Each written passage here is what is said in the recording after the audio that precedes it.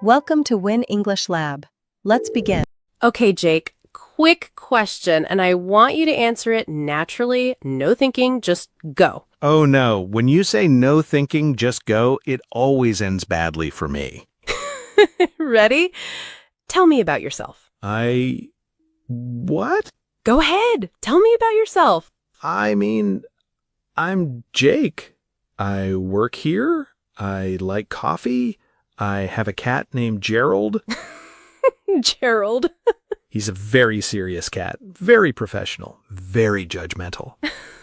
So even you, someone who talks for a living, froze when I said, tell me about yourself. Completely froze, and that is the most stressful question in the English language. It sounds so innocent, so easy, and then someone asks it, and your brain just leaves the building. Goes on holiday. Okay, before we go further, hey English learners, welcome back to the English Leap podcast, your cozy little place to learn easy English through real, everyday conversations.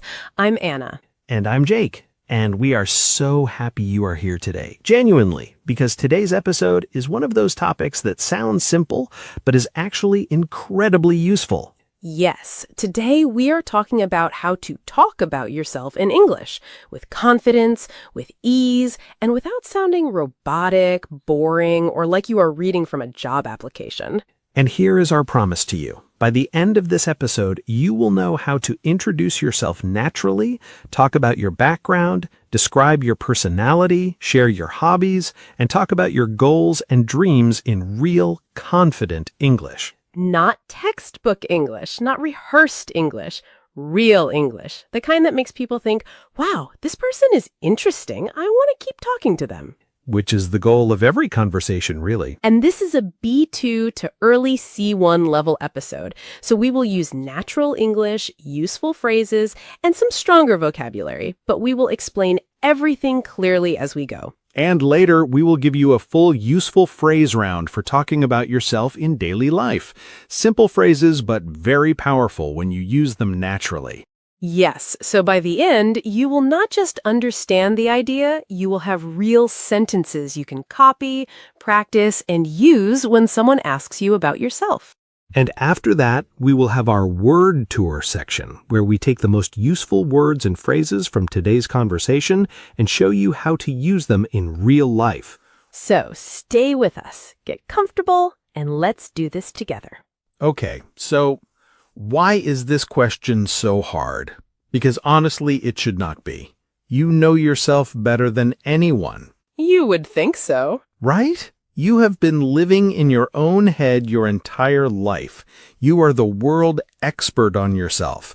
And yet someone asks, tell me about yourself. And the brain crashes. I think a big part of it is that the question feels too big. Like, where do I start? Do I talk about my job, my family, my dreams, my whole life story? Do I mention Gerald the cat?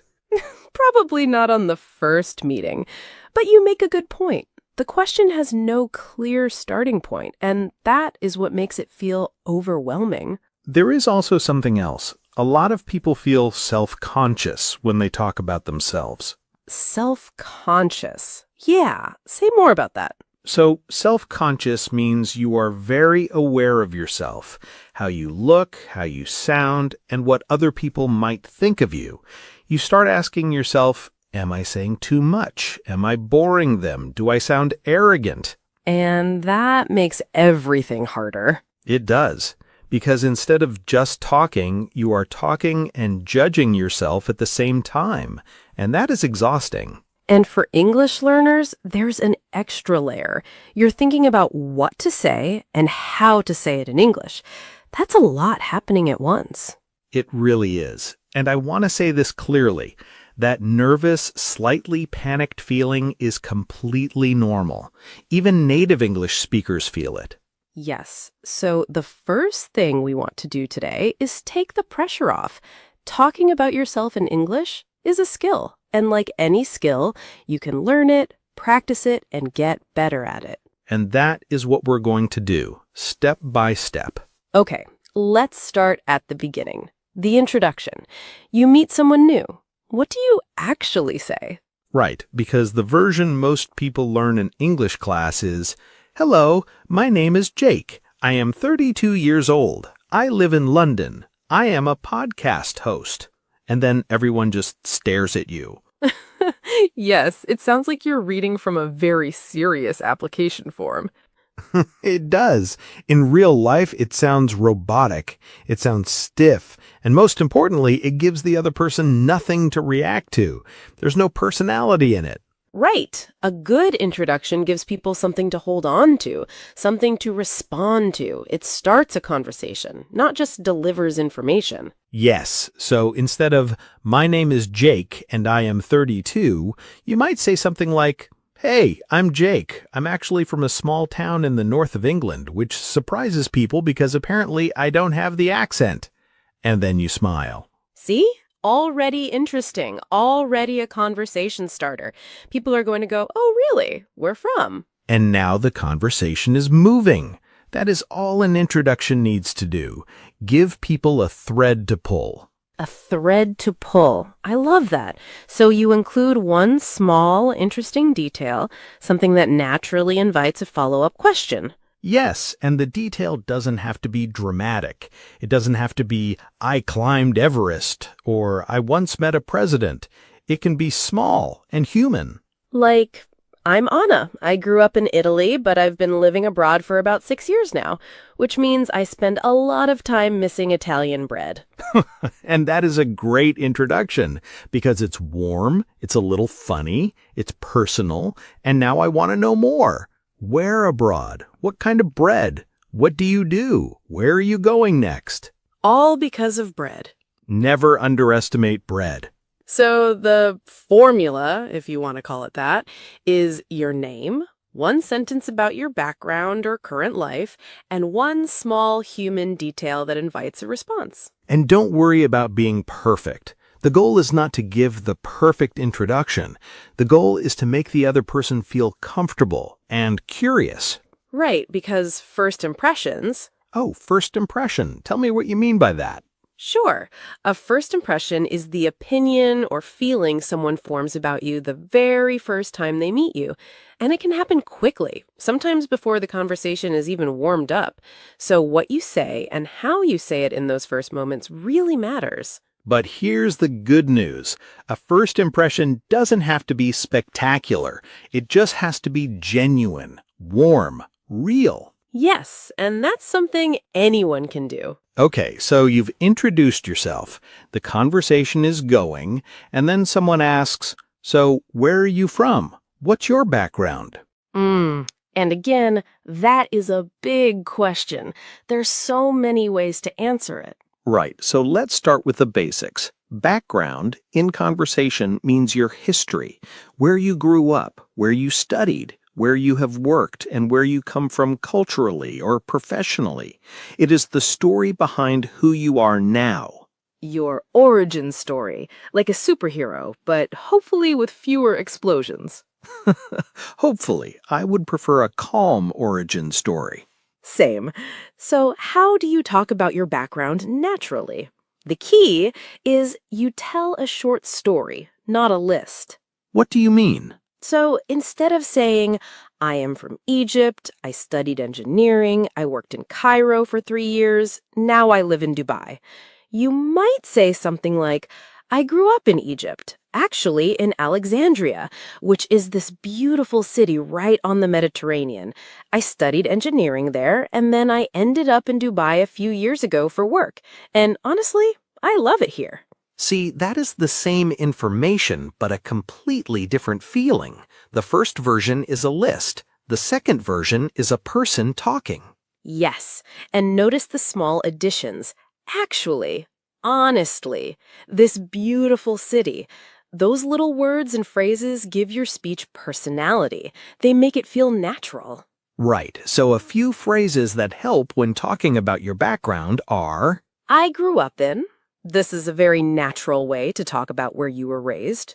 I studied, or I have a background in. These are useful for your education or work experience. And I really like this one. I ended up. It suggests life took you somewhere, maybe not by a perfect plan, but it worked out. I ended up in Berlin. I ended up in tech. It sounds real. Because life rarely goes exactly to plan. Almost never. And I ended up acknowledges that in a very natural way. You can also say, I've been living in for your current situation. Or, these days I'm working in marketing. These days I'm based in Seoul. Very casual, very current. Yes, and here's a useful tip. Connect your past and present. Show the journey. For example, I studied architecture, but I ended up going into project management, and actually, there's a lot of overlap. See, now I'm interested. What's the overlap? Tell me more. Exactly. That is the goal. Every sentence should open a door slightly so the other person wants to walk through it. So tell your story like a conversation, not a biography. Beautifully said. Okay, here we go. One of the most cringe-worthy moments in English. Someone asks, "So how would you describe yourself as a person?" Ah, yes. And somehow everyone says the same 3 things. I'm a hard worker. I'm very passionate. I'm a people person. A people person. What does that even mean? It means absolutely nothing at this point. It has been said so many times that it has lost all meaning. Right. So how do you describe your personality in a way that actually sounds like you? The secret is show. Don't just tell. Instead of only saying, "I'm curious," you say something that shows it. Instead of only saying, "I'm funny," you give a small example. Yes. So instead of saying, I'm funny, you might say, I'm the kind of person who makes little jokes when the room feels too serious. I like making people feel comfortable. That tells me much more than just, "I'm funny." Now I can actually imagine you in a conversation. Exactly. It shows the personality instead of just naming it. Yes, and that is so much more interesting than just saying, "I'm funny." It is specific, it is visual, it makes people smile, and it tells them something real about you. Right. So let's give listeners a few phrases that help describe personality naturally. I tend to be, for example, I tend to be quite organized, or I tend to overthink things. It sounds self-aware without sounding stiff. Nice. Another one is, people say I'm easy to talk to, or people say I'm a bit too honest sometimes. It sounds natural because you are showing how others see you. And another very useful one, I'm the kind of person who. For example, I'm the kind of person who makes a playlist for everything. Or I'm the kind of person who can't leave the house without a plan. Oh, I am definitely the kind of person who makes a playlist for everything. Of course you are. And notice, all of these phrases are honest, specific, and a little bit personal. That combination is what makes a personality description feel real. Exactly. And you do not have to only talk about your strengths. You can mention something small you're working on or something a little imperfect. That actually makes you more likable. Because nobody connects with someone who sounds perfect. Yes, we connect with people who feel human, people who have little quirks, people who are a bit of a mess sometimes. Gerald the cat, for example, is a mess, but I love him. Gerald is a whole personality. A difficult personality, but still. And that is exactly the point. Personality becomes interesting when you give it a small scene, a small habit, or a small truth. So don't just label yourself. Show us a little moment that feels like you. Beautifully said. Okay. Hobbies. This is where people either come alive or go completely flat. Flat how? Well, the flat version is, I like reading, I like cooking, I like going for walks. Full stop. End of story. And then the other person nods politely and changes the subject. Because there's nothing to hold on to. Right. But if you talk about your hobbies the way you actually feel about them, it becomes completely different. Yes, and this is where a really useful phrase comes in.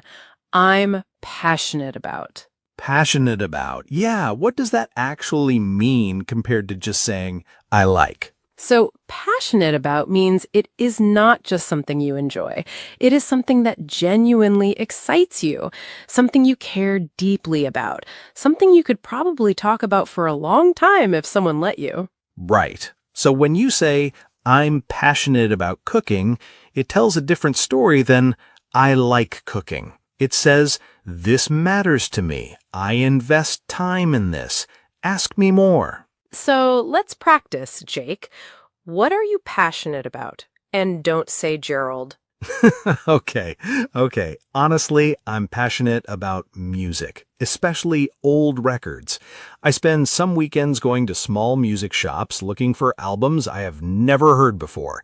There's this whole little ritual to it, choosing the record, playing it at home, and just sitting with the music. See, now I'm interested.